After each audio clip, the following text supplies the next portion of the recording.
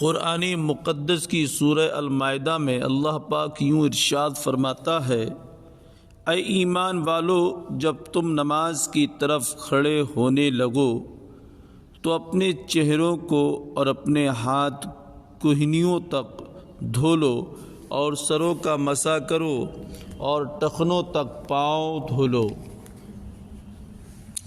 اور اگر تم بے غسل ہو تو خوب پاک ہو جاؤ، اور اگر تم بیمار ہو یا سفر میں ہو یا تم میں سے کوئی بیت الخلاء سے آیا ہو یا تم نے عورتوں سے صحبت کی ہو اور ان صورتوں میں پانی نہ پاؤ تو پاک مٹی سے تیمم کر لو، تو اپنے چہروں اور ہاتھوں کا اس سے مسح کر لو۔ اللہ نہیں چاہتا کہ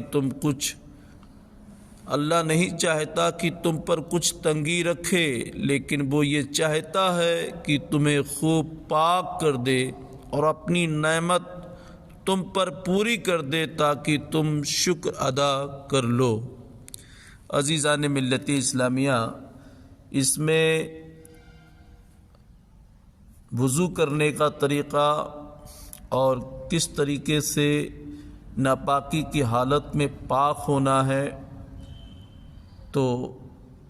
اب آپ قرآن مقدس کے ذریعے سے سمجھیں گے تو بات مکمل نہیں ہوگی۔ اس کے لیے حدیث شریف کی روشنی میں آپ کو کس طریقے سے وضو کرنا ہے، اور جب ناپاکی کی حالت میں جب آپ آئیں تو پھر آپ کو کیسے اپنے آپ کو پاک کرنا ہے، یہ حدیث شریف کی روشنی میں آپ سمجھیں گے۔ اس کے بعد میں آخر میں جو شرعی مسائل نکلتے ہیں، ان مسائل کے ذریعے سے آپ کی صحیح طریقے سے وضاحت ہوگی۔ اس کے لیے آپ کو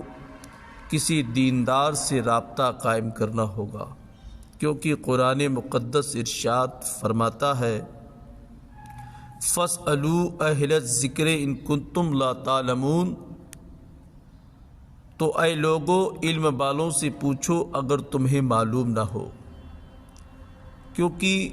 جب آپ علم والوں سے رابطہ قائم کریں گے تو پھر وہ آپ کو قرآن مقدس، احادیث مبارکہ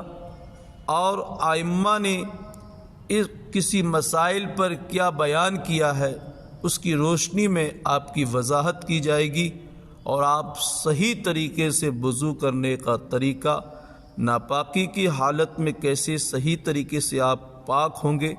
پانی میسر نہیں ہے تو کیسے صحیح طریقے سے اپنے آپ کو پاک کریں گے، بغیر ہما آپ تمام صحیح جانکاری حاصل کر سکیں گے، اور آپ مطمئن ہو جائیں گے، اور کوئی آپ پر گناہ لازم نہیں آئے گا، اور آپ بالکل صحیح طریقے سے وضو کریں گے، اپنے آپ کو پاک کریں گے۔ یا اللہ پاک ہم سبھی کو توفیق بخش دے مولا، کہ اگر ہمیں کسی چیز کے بارے میں صحیح جانکاری نہیں ہے تو ہمیں اس بات کی